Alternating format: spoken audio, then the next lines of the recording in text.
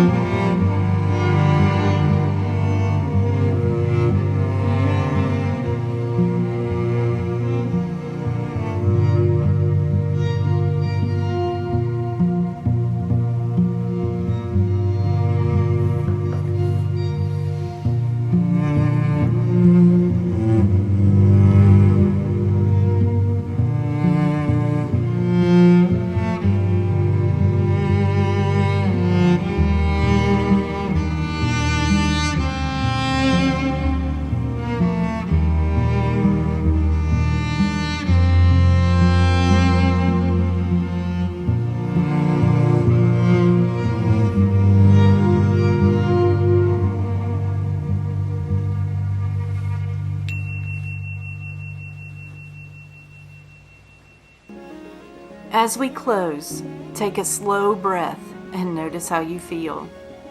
May what is emerging continue to unfold with clarity and direction.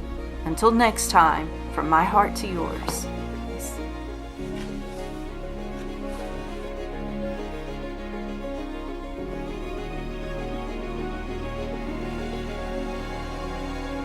Hey, if you'd like to continue, there are other practices to explore, and the companion book to this series is linked in the description.